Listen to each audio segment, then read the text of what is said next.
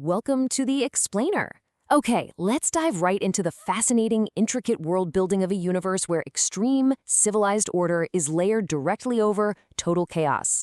Today, we're unlocking the heavy brass doors of the Continental Hotel to explore the strict, unbending code that governs the most dangerous assassins in the world.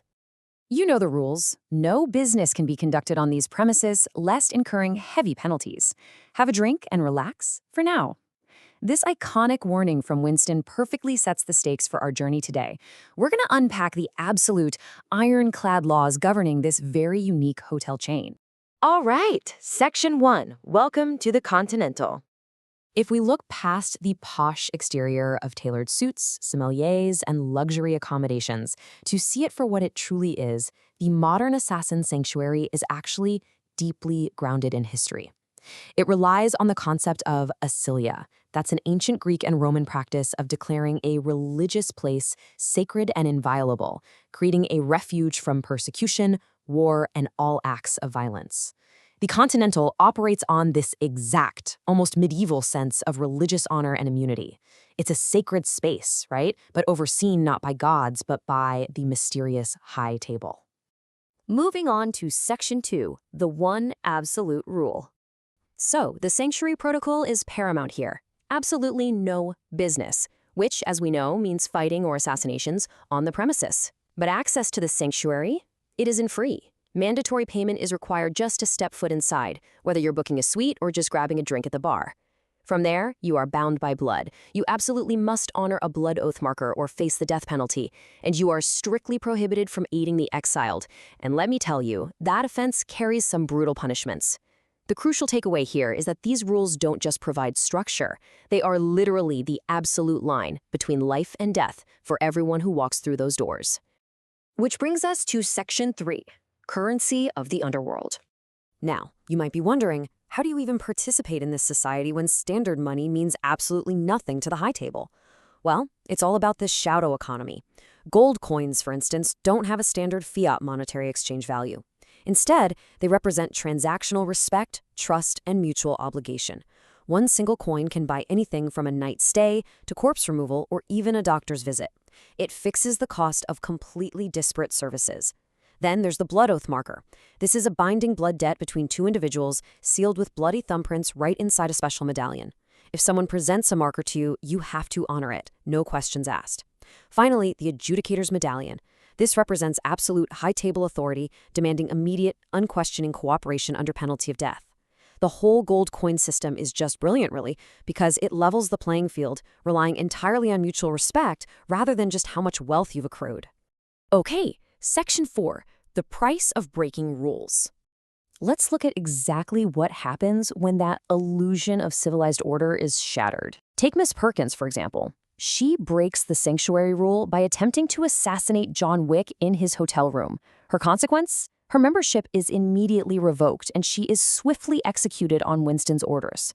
Now, contrast that with John Wick. He breaks the exact same rule by killing a high-table member, Santino D'Antonio, right in the lounge. But his consequence? He gets a 1-hour grace period by Winston out of respect before his punishment actually takes effect. This contrast is fascinating. It shows us that while the rules are ironclad, human relationships, like Winston's deep respect for John, can occasionally bend the timeline of the consequences. But hey, once that grace period ends, John faces the ultimate punishment for an assassin, excommunicado. This means being entirely stripped of all institutional privileges, resources, and protections, all accompanied by a multi-million-dollar global bounty. It effectively turns the entire world into his enemy. And breaking these rules causes a massive, cascading escalation in bounties. It starts at a whopping $2 million. That was the initial bounty placed by Viggo Tarasov, simply to stop John from killing his son. But the stakes jump significantly right here, to $7 million.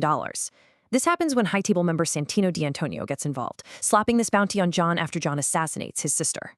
And then, the very moment John breaks the Continental's golden sanctuary rule by killing Santino on the grounds and is officially declared excommunicado, boom, the high table instantly doubles the bounty to $14 million.